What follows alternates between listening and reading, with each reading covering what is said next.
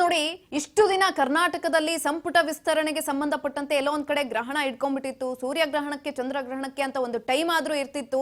ಅದು ಎಲ್ಲೋ ಒಂದ್ ಕಡೆ ಮುಗಿಯೋದಕ್ಕೆ. ಆದ್ರೆ ಈ ಕ್ಯಾಬಿನೆಟ್ ವಿಸ್ತರಣೆ ಅನ್ನೋದೇನಿತ್ತು ಅದಕ್ಕೆ ಮುಗಿದ ಅಧ್ಯಾಯ ಆಗೋಗಿದೆ ಅನ್ನೋ ರೀತಿಯಲ್ಲಿ ಮಾತುಕತೆ ಆಗ್ತಾ ಇತ್ತು. ಆದ್ರೆ ಬಹುತೇಕ ಮುಹೂರ್ತ ಫಿಕ್ಸ್ ಆಗಿದೆ. ಇದೀಗ ಸೋಮವಾರ ಸಂಜೆ 4 ಗಂಟೆಗೆ ಪ್ರಮಾಣ ವಚನ. ಲೋಕಭವನಕ್ಕೆ ಸಿಎಂ ಕಚೇರಿಯಿಂದ ಮಾಹಿತಿ ರವಾನೆಯಾಗಿದೆ. ಪ್ರಮಾಣ ವಚನಕ್ಕೆ ತಯಾರಿಯನ್ನ ಮಾಡಿಕೊಳ್ಳೋದಕ್ಕೆ ಮನವಿಯನ್ನ ಕೂಡ ಮಾಡಿಕೊಳ್ಳಲಾಗಿದೆ. ಯಾವುದೇ ಕ್ಷಣದಲ್ಲಿ ಸಚಿವರ ಪಟ್ಟಿಯನ್ನ ಕೂಡ ಬಿಡುಗಡೆ ಮಾಡಲಾಗುತ್ತೆ. ಡಿಕೆ ಸಂಪುಟಕ್ಕೆ ಯಾರೆಲ್ಲ ಎಂಟ್ರಿ ಕೊಡ್ತಾರೆ ಅನ್ನುವಂತಹ ಪ್ರಶ್ನೆ ಎಲ್ಲರಲ್ಲೂ ಕೂಡ ಕಾಡ್ತಾ ಇರುವಂತದ್ದು.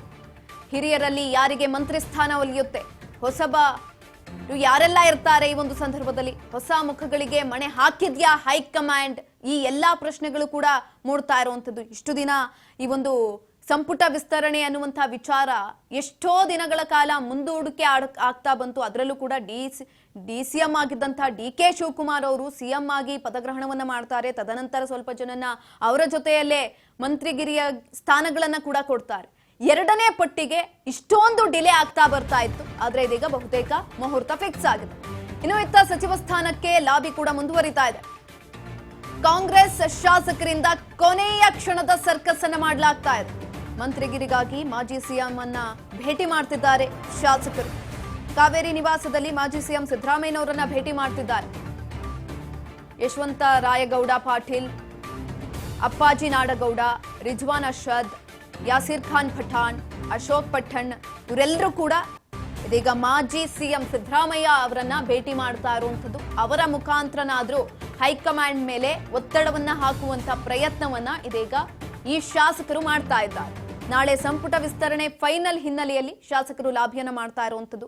ಮಾಜಿ ಸಿಎಂ ಸಿದ್ದರಾಮಯ್ಯನವ್ರನ್ನ ಕೂಡ ಈ ಸಂದರ್ಭದಲ್ಲಿ ಮಾತನಾಡಿದ್ದಾರೆ. ಅವ್ರ ಜೊತೆ ಈಗ ಆಲ್ರೆಡಿ ಸುಮಾರು ದಿನಗಳಿಂದ ಮಾತನಾಡ್ತಾ ಬರ್ತಾ ಇರುವಂತದ್ದು.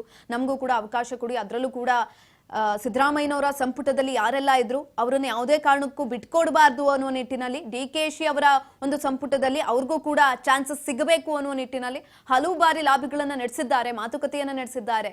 ಅದರಲ್ಲೂ ಕೂಡ ಹೈಕಮಾಂಡ್ಗೆ ಏನಿಲ್ಲ ಅಂದ್ರೂ ಒಂದು 4 ಪಟ್ಟಿ ಹೋಗಿತ್ತು. ಡಿಕೆ ಶಿವಕುಮಾರ್ ಇಂದ 1 ಪಟ್ಟಿ, ಸಿದ್ದರಾಮಯ್ಯನವರಿಂದ 1 ಪಟ್ಟಿ, ಅದರ ಜೊತೆಯಲ್ಲಿ ಬಿಕೆ ಹರಿಪ್ರಸಾದ್ ಅವರಿಂದ 1 ಪಟ್ಟಿ, ಕೇಂದ್ರ ಸಚಿವರಿಂದ ಇನ್ನೊಂದು ಪಟ್ಟಿ, ಹೀಗೆ 4 ಪಟ್ಟಿಗಳನ್ನ ಹೈಕಮಾಂಡ್ ಬಳಿ ತಲುಪಿಸಿದ್ದಾಯ್ತು.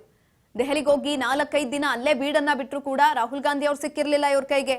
ಹಾಗಾಗಿ ಡಿಲೇ ಆಗ್ತಾ ಬಂದಿತ್ತು. ಇದೀಗ ಮುಹೂರ್ತ ಫಿಕ್ಸ್ ಆದಂತೆ ಕಾಣಿಸ್ತಾ ಇದೆ. ಇದ್ರ ಬಗ್ಗೆ ಹೆಚ್ಚಿನ ಮಾಹಿತಿಯನ್ನ ತಿಳ್ಕೊಳ್ತಾ ಹೋಗೋಣ. ಅಸೋಸಿಯೇಟ್ ಎಡಿಟರ್ ಆದಂತಹ ಗೋವಿಂದ್ ಸರ್ ನಮ್ಮ ಜೊತೆ ಸಂಪರ್ಕದಲ್ಲಿದ್ದಾರೆ. ಗೋವಿಂದ್ ಸರ್, ಇನ್ನೇನು ಕ್ಯಾಬಿನೆಟ್ ವಿಸ್ತರಣೆ ಆಗುತ್ತೆ ಅನ್ನೋಷ್ಟರಲ್ಲಿ ಎಲ್ಲವೂ ಕೂಡ ಅಲ್ಲೋಲ ಕಲ್ಲೋಲ ಸೃಷ್ಟಿ ಆಗ್ತಾ ಇತ್ತು. ಆದ್ರೆ ಇದೀಗ ಸೋಮವಾರ ಸಂಜೆ ಬಹುತೇಕ 4 ಗಂಟೆಗೆ ಪ್ರಮಾಣ ವಚನ ಅಂತ ಹೇಳಲಾಗ್ತಾ ಇದೆ. ಆಗತ್ತಾ ಅಥವಾ ಇದು ಕೂಡ ಏನಾದ್ರೂ ಮುಂದೂಡಿಕೆ ಆಗುವಂತ ಚಾನ್ಸಸ್ ಇದೆಯಾ ಸರ್? ಸುಕನ್ಯ, ಈಗ ಸಿಕ್ಕಿರುವಂತ ಮಾಹಿತಿ ಪ್ರಕಾರ ಬಹುತೇಕವಾಗಿ ಸೋಮವಾರ ಸಂಜೆ 4 ಗಂಟೆಗೆ ಸಂಪುಟ ವಿಸ್ತರಣೆ ಆಗೋದು ಬಹುತೇಕ ಖಚಿತ ಆಗಿರುವಂತದ್ದು. ಈ ಬಗ್ಗೆ ಈಗಾಗಲೇ ರಾಜ್ಯ ನಾಯಕರು ಕೂಡ ಮೌಖಿಕವಾಗಿ ಈಗಾಗಲೇ ಒಂದು ಮಾಹಿತಿ ಕೂಡ ಬಂದಿದೆ. ನಾಳೆ ರಾತ್ರಿ ಅಷ್ಟೊತ್ತಿಗೆ ಒಂದು ಪಟ್ಟಿ ಕೂಡ ಹೈಕಮಾಂಡ್ ಇಂದ ಬರುತ್ತೆ. ಅಂದ್ರೆ ಪ್ರಮುಖವಾಗಿ ಈಗಾಗಲೇ ಈ ಒಂದು ವಿಚಾರ ಸಂಬಂಧಪಟ್ಟಂತೆ ಸಿಎಂ ಡಿಕೆ ಶಿವಕುಮಾರ್ ಕೂಡ ಹೈಕಮಾಂಡ್ ಮಟ್ಟದಲ್ಲಿ ಒಂದು ದೊಡ್ಡ ಮಟ್ಟದ ಒತ್ತಡವನ್ನು ಹಾಕಿದ್ರು. ಯಾಕಂದ್ರೆ ಮುಖ್ಯಮಂತ್ರಿಯಾಗಿ ಪದಗ್ರಹಣ ಆಗಿ 2 ತಿಂಗಳಾಗ್ತಿದೆ. ಇವರು ಕೂಡ ಸಂಪುಟ ವಿಸ್ತರಣೆ ಆಗ್ತಿಲ್ಲ. ಇದರಿಂದ ಎಲ್ಲೋ ಒಂದ್ ಕಡೆ ಬಿಜೆಪಿ ಜೆಡಿಎಸ್ ನಾಯಕರಿಗೆ ಉತ್ತರ ಕೊಡೋದು ಕೂಡ ಕಷ್ಟ ಆಗಿದೆ. ಜೊತೆಗೆ ರಾಜ್ಯದಲ್ಲಿ ಬರ ಕೂಡ ಘೋಷಣೆ ಆಗ್ತಿದೆ. ಈ ಒಂದು ಸಂದರ್ಭದಲ್ಲಿ ಫುಲ್ ಗೌರ್ಮೆಂಟ್ ಇಲ್ಲ ಅಂತಂದ್ರೆ ಸಹಜವಾಗಿ ಬೇರೆ ರೀತಿಯ ಮಾತುಗಳನ್ನು ಮಾತನಾಡ್ತಾರೆ. ಹಾಗಾಗಿ ಸಂಪುಟ ವಿಸ್ತರಣೆ ಆಗ್ಲೇಬೇಕು ಅಂತೇಳಿ ರಾಹುಲ್ ಗಾಂಧಿ ಅವ್ರ ನೇತೃತ್ವ ನಡೆದಂತ ಒಂದು ಸಭೆಯಲ್ಲಿ ಒಂದು ತೀವ್ರವಾದಂತ ಒತ್ತಡವನ್ನು ಕೂಡ ಹಾಕಿದ್ರು. ಹಾಗಾಗಿ ರಾಹುಲ್ ಗಾಂಧಿ ಅವರು ಕೂಡ ಹೇಳಿದ್ರು, ನೀವು ಬೆಂಗಳೂರಿಗೆ ತೆರಳಿ ನಾವು ಪಟ್ಟಿನ ಸಿದ್ಧತೆ ಎಲ್ಲ ರೆಡಿ ಮಾಡ್ಕೊಂಡು ನಿಮ್ಗೆ ಫೈನಲ್ ಕಳಿಸ್ಕೊಡ್ತೀವಿ ಅಂತ ಹೇಳಿದ್ರು. ಹಾಗಾಗಿ ನಾಳೆ ರಾತ್ರಿ ಅಷ್ಟೊತ್ತಿಗೆ ಬಹುತೇಕವಾಗಿ ಸಂಪುಟ ವಿಸ್ತರಣೆ ಏನು ಪಟ್ಟಿಯ ಒಂದು ಲಿಸ್ಟ್ ಏನಿದೆ ಅಂತಿಮ ಪಟ್ಟಿ ಡಿಕೆ ಶಿವಕುಮಾರ್ ಅವ್ರಿಗೆ ಬರುತ್ತೆ.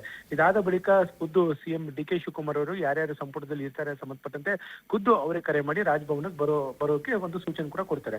ಹಾಗಾಗಿ ಸೋಮವಾರ ಸಂಜೆ 4 ಗಂಟೆಗೆ ಸಂಪುಟ ವಿಸ್ತರಣೆ ಆಗೋದು ಬಹುತೇಕ ಖಚಿತ ಆಗಿರುತ್ತದೆ.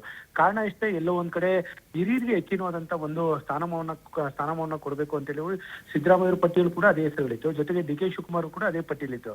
ಆದ್ರೆ ಎಲ್ಲೋ ಒಂದ್ ಕಡೆ ಮುಂದಿನ 20 ವರ್ಷ 25 ವರ್ಷದ ಕಾಂಗ್ರೆಸ್ ಭವಿಷ್ಯದ ದೃಷ್ಟಿಯಿಂದ ರಾಹುಲ್ ಗಾಂಧಿ ಅವರು ಕೂಡ ಯುವಕರಿಗೆ ಹೆಚ್ಚಿನವಾದಂತಹ ಅವಕಾಶವನ್ನ ಮಾಡ್ಕೊಡ್ಬೇಕು. ಅಂದ್ರೆ 2 ಬಾರಿ 3 ಬಾರಿ ಗೆದ್ದಂತ ಹಿರಿಯ ಶಾಸಕರೇನಿದ್ರೆ ಅವರಿಗೆ ಒಂದು ಸೂಕ್ತವಾದಂತಹ ಸ್ಥಾನಮಾನ ಕೊಡಬೇಕು. ಅದರಿಂದ ಆಯಾ ಜಿಲ್ಲೆಯಲ್ಲಿ ಪಕ್ಷ ಸಂಘಟನೆ ಸುಲಭವಾಗಿ ಮಾಡಬಹುದು ಅನ್ನೋ ಲೆಕ್ಕಾಚಾರದಲ್ಲಿ ರಾಹುಲ್ ಗಾಂಧಿ ಇದ್ದಂತೆ ಕಾಣಿಸ್ತಿದೆ. ಹಾಗಾಗಿ ಎಲ್ಲೊಂದ್ ಕಡೆ ಸಂಪುಟ ವಿಸ್ತರಣೆ ಸಂಬಂಧಪಟ್ಟಂತೆ ಪದೇ ಇವ್ರು ತೆಗೆದುಕೊಂಡಂತಹ ಪಟ್ಟಿ ಏನಿದೆ ಆ ಪಟ್ಟಿಯನ್ನ ಎಲ್ಲೊಂದ್ ಕಡೆ ನಿರಾಕರಣೆ ಮಾಡಿದ್ರು. ಹಾಗಾಗಿ ನಾವು ರೆಡಿ ಮಾಡ್ಕೊಂಡು ನಿಮ್ಗೆ ಪಟ್ಟಿಯನ್ನ ಕಳಿಸ್ಕೊಡ್ತೀವಿ ಅಂತ ಹೇಳಿ ಸುರ್ಜೇವಾಲ್ ಅವರು, ವೇಣುಗೋಪಾಲ್ ಅವರು ಸೇರಿದಂತೆ ರಾಹುಲ್ ಗಾಂಧಿ ಅವರು ಕೂಡ ರಾಜ್ಯ ನಾಯಕರಿಗೆ ಒಂದು ಮಾಹಿತಿಯನ್ನು ಕೂಡ ಕೊಟ್ಟಿದ್ರು.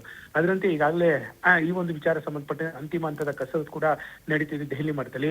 ಒಂದ್ ಕಡೆ ಬೆಂಗಳೂರಿನಲ್ಲೂ ಕೂಡ ಮಾಜಿ ಮುಖ್ಯಮಂತ್ರಿ ಸಿದ್ದರಾಮಯ್ಯ ನಿವಾಸಕ್ಕೆ ಸಚಿವ ಸ್ಥಾನದ ಆಕಾಂಕ್ಷಿಗಳು ಕೂಡ ಒಬ್ಬರಿಗೆ ಭೇಟಿ ಆಗ್ತಿದ್ದಾರೆ. ಒಂದು ಅಂತಿಮ ಹಂತದ ಕಸರತ್ತು ಇದು. ಯಾಕಂದ್ರೆ ನಾಳೆ ರಾತ್ರಿ ಅಷ್ಟೊತ್ತಿಗೆ ಸಂಪುಟದ ಯಾರ್ಯಾರು ಇರ್ತಾರೆ ಯಾರ್ಯಾರು ಇಲ್ಲ ಸಂಬಂಧಪಟ್ಟಂತೆ ಒಂದು ಪಟ್ಟಿಯನ್ನು ಬರುತ್ತೆ. ಯಾಕಂದ್ರೆ ಕಡೆ ಕ್ಷಣದವರೆಗೂ ಕೂಡ ಅಂದ್ರೆ ಪದಗ್ರಹಣ ಆಗುವಂತ ಸಮಯದಲ್ಲೂ ಕೂಡ ಕೆಲವೊಂದು ಹೆಸರುಗಳನ್ನ ಕೈ ಬಿಡುವಂತದ್ದು ಇತಿಹಾಸ ಕೂಡ ಇದೆ. ಹಾಗಾಗಿ ಎಲ್ಲೊಂದ್ ಕಡೆ ಈ ರೀತಿ ಯಾವುದೇ ರೀತಿಯ ಸಮಸ್ಯೆ ಆಗ್ಬಾರ್ದು, ಸಂಪುಟ ನಾವು ಇರ್ತೀವ ಇಲ್ಲ ಸಂಬಂಧಪಟ್ಟಂತೆ ಸಿದ್ದರಾಮಯ್ಯ ಮೇಲೆ ಒತ್ತಡ ಹಾಕೋದಕ್ಕೂ ಕೂಡ ಸಚಿವ ಸ್ಥಾನದ ಆಕಾಂಕ್ಷಿಗಳು ಅವರ ಕಾವೇರಿ ನಿವಾಸಕ್ಕೆ ಬರ್ತಿದ್ದಾರೆ. ಹಾಗಾಗಿ ಒಟ್ಟಾರೆಯಾಗಿ ನಾಳೆ ರಾತ್ರಿ ಅಷ್ಟೊತ್ತಿಗೆ ಯಾರ್ಯಾರು ಪಟ್ಟಿಲಿ ಇರ್ತಾರೆ ಯಾರ್ಯಾರು ಇಲ್ಲ ಸಂಬಂಧಪಟ್ಟಂತೆ ಅಂತಿಮವಾದಂತ ಮಾಹಿತಿ ಹೈಕಮಾಂಡ್ ನಾಯಕರಿಂದ ಸಿಎಂ ಡಿ.ಕೆ. ಶಿವಕುಮಾರ್ ಅವರು ಬರುತ್ತೆ. ಸೋಮವಾರ ಸಂಜೆ 4 ಗಂಟೆಗೆ ಬಹುತೇಕ ಸಚಿವ ಸಂಪುಟ ವಿಸ್ತರಣೆ ಸಂಬಂಧಪಟ್ಟಂತೆ ಪದಗ್ರಹಣ ಕೂಡ ಕಾರ್ಯಕ್ರಮ ನಡೆಯಲಿದೆ. ಸುಕನ್ಯಾ, ಧನ್ಯವಾದಗಳು ಗೋವಿಂದ್ ಸರ್ ಹೆಚ್ಚಿನ ಮಾಹಿತಿಗಾಗಿ. ನೋಡಿ, ಒಂದ್ ಕಡೆನಲ್ಲಿ ರಾಹುಲ್ ಗಾಂಧಿ ಅವರು ಹೇಳಿದಂತದ್ದು ಹೊಸಬರಿಗೆ ಮಣೆ ಹಾಕೋಣ, ಹೊಸಬರಿಗೆ ಚಾನ್ಸಸ್ ಅನ್ನ ಜಾಸ್ತಿ ಕೊಡಿ ಅಂತ ಕೂಡ ಹೇಳಲಾಗಿತ್ತು. ಆದ್ರೆ ಡಿ.ಕೆ. ಶಿವಕುಮಾರ್ ಅವರು ಅದೇ ರೀತಿಯಾಗಿ ಮಾಜಿ ಸಿಎಂ ಸಿದ್ದರಾಮಯ್ಯನವರು ರೆಡಿ ಮಾಡಿದಂತಹ ಪಟ್ಟಿಯಲ್ಲಿ ಬಹುತೇಕ ಹಳಬರಿಗೆ ಚಾನ್ಸಸ್ ಅನ್ನ ಕೊಡ್ಲಾಗಿತ್ತು. ಹಾಗಾಗಿ ಕೊನೆ ಕ್ಷಣದಲ್ಲಿ ಯಾರ್ದಾದ್ರೂ ಹೆಸರು ಕೈ ಬಿಟ್ಟು ಹೋಗುವಂತಹ ಒಂದು ಸಾಧ್ಯತೆಗಳು ಕೂಡ ಜಾಸ್ತಿ ಆಗಿರೋದ್ರಿಂದ ಈ ಒಂದು ಸಂದರ್ಭದಲ್ಲಿ ಲಾಬಿಗಳನ್ನ ಕೂಡ ಜಾಸ್ತಿ ಮಾಡ್ಕೊಂಡಿದ್ದಾರೆ. ಹಾಗಾಗಿ ಮಾಜಿ ಸಿಎಂ ಸಿದ್ದರಾಮಯ್ಯನವರನ್ನ ಭೇಟಿ ಮಾಡೋದಕ್ಕೆ ಹಲವರು ಇದೀಗ ಅವರ ಮನೆ ಹತ್ರ ಕೂಡ ಹೋಗಿ ಈ ವಿಚಾರಕ್ಕೆ ಸಂಬಂಧಪಟ್ಟಂತೆ ಮಾತನಾಡ್ತಾ ಇರುವಂತದ್ದು. ಸೋಮವಾರ ಸಂಜೆ 4 ಗಂಟೆಗೆ ಬಹುತೇಕ ಪ್ರಮಾಣ ವಚನ ಅಂತ ಕೂಡ ಹೇಳಲಾಗ್ತಾ ಇದೆ. ಈ ಬಾರಿ ಯಾವುದೇ ಕಾರಣಕ್ಕೂ ಕೂಡ ಮುಂದೂಡಿಕೆ ಆಗಲ್ಲ ಅಂತ ಕೂಡ ಹೇಳಲಾಗ್ತಾ ಇರುವಂತದ್ದು. ಕೊನೆಗೂ ಈ ಒಂದು ವಿಚಾರ ಪುಲಿಸ್ ಸ್ಟಾಪ್ ಅಂತ ಬಂತಲ್ಲ, ಅದೇ ಖುಷಿ ವಿಚಾರ. ಯಾಕಂತ ಅಂದ್ರೆ ಎಷ್ಟೋ ಜನ ಮಾತನಾಡ್ತಾ ಇದ್ರು, ಇಷ್ಟು ವರ್ಷ ಆಯ್ತು ಯಾರು ಕೂಡ ಕೇಳಿರ್ಲಿಲ್ಲ. ಅದರಲ್ಲೂ ಕೂಡ ಇವರನ್ನ ಗೆಲ್ಸಿದಂತಹ ಜನಪ್ರತಿನಿಧಿಗಳಾಗಿ ಆಯ್ಕೆ ಮಾಡಿದಂತಹ ಜನಸಾಮಾನ್ಯರು ಕೂಡ ಇದೆಲ್ಲವನ್ನು ಕೂಡ ನಿರೀಕ್ಷೆ ಮಾಡ್ಕೊಂಡಿರ್ಲಿಲ್ಲ. ಅಭಿವೃದ್ಧಿ ಕೆಲಸಗಳಾಗಬೇಕು, ಹಾಗಾಗಿ ಬೇಗ ಸಚಿವ ಸಂಪುಟ ಇವ್ರದ್ದೇನೇನಿದೆ ಅದೆಲ್ಲವೂ ಕೂಡ ಮುಗಿಬೇಕು ಅಂತ ಕೂಡ ಹೇಳಲಾಗ್ತಾ ಇತ್ತು. ಮತ್ತೊಂದ್ ಕಡೆನಲ್ಲಿ ಚಳಿಗಾಲ ಅಧಿವೇಶನ ಕೂಡ ಶುರು ಆಗ್ಬೇಕಾಗಿತ್ತು ಇಷ್ಟರಲ್ಲಾಲೆ. ಆದ್ರೆ ಒಂದ್ ಕಡೆನಲ್ಲಿ ಇಲ್ಲಿ ಸಚಿವ ಸಂಪುಟ ಸರ್ಜರಿನೇ ಆಗಿಲ್ಲ ಅಂತ ಅಂದಾಗ ಚಳಿಗಾಲದ ಅಧಿವೇಶನವನ್ನ ಹೇಗೆ ಶುರು ಮಾಡೋದು ಅನ್ನುವ ನಿಟ್ಟಿನಲ್ಲಿ ಅದನ್ನ ಕೂಡ ಮುಂದೂಡಿಕೆ ಹಾಕೊಂತಾ ಬಂದಿದ್ರು. ಹಾಗಾಗಿ ಇದೆಲ್ಲವನ್ನ ಕೂಡ ಸರಿ ಮಾಡಿದ್ರೆ ಒಂದ್ ಕಡೆನಲ್ಲಿ ಚಳಿಗಾಲದ ಅಧಿವೇಶನ ಕೂಡ ಆಗತ್ತೆ. ಅಲ್ಲಿ ಜಿಲ್ಲಾವಾರು ಗ್ರಾಮಗಳ ಒಂದು ಅಭಿವೃದ್ಧಿ ಕೆಲಸ ಯಾವ ರೀತಿಯಾಗಿ ಆಗ್ತಾ ಇದೆ, ಅಲ್ಲಿಗೊಬ್ರೊಬ್ರು ಇನ್ಚಾರ್ಜ್ ಅನ್ನು ವಹಿಸಬೇಕಾಗತ್ತೆ. ಈ ಎಲ್ಲಾ ವಿಚಾರಗಳನ್ನ ಕೂಡ ಅಲ್ಲಿ ಡಿಸ್ಕಷನ್ ಮಾಡೋದಕ್ಕೆ ಒಂದು ಸಮಯಾವಕಾಶ ಕೂಡ ಸಿಗತ್ತೆ. ಆದಷ್ಟು ಬೇಗ ಅಂದ್ರೆ ಸೋಮವಾರನೇ ಸಂಜೆ 4 ಗಂಟೆಗೆ ಪ್ರಮಾಣ ವಚನ ಆದ್ರೆ ಇನ್ನು ಖುಷಿಯ ವಿಚಾರ. ನಾಳೆ ಬಹುತೇಕ ಸಂಜೆ ಅಷ್ಟರಲ್ಲಿ ಅಂತಿಮ ಪಟ್ಟಿ ಕೂಡ ಹೊರಗಡೆ ಬರುವಂತದ್ದು. ಆ ಪಟ್ಟಿಯಲ್ಲಿ ಫೈನಲ್ ಆಗಿರುವಂತಹ ಪಟ್ಟಿಯಲ್ಲಿ ಯಾರೆಲ್ಲ ಹೆಸರಿರುತ್ತೆ, ಯಾರ್ದೆಲ್ಲ ಕೈ ಬಿಟ್ಟಿರುತ್ತೆ, ಆ ಸಂದರ್ಭದಲ್ಲಿ ಯಾವೆಲ್ಲ ಕಿತ್ತಾಟಗಳಾಗ್ಬೋದು, ಖಾತೆ ಕಿತ್ತಾಟ, ಖಾತೆ ಖ್ಯಾತಿ ಅನ್ನೋದು ಮತ್ತೆ ಮುಂದುವರಿಯುತ್ತಾ, ಆ ಚಾನ್ಸಸ್ ಹೈಕಮಾಂಡ್ ಮಣೆ ಹಾಕಿದ್ಯಾ ಅನ್ನೋದನ್ನ ಕಾದ್ ನೋಡ್ಬೇಕು.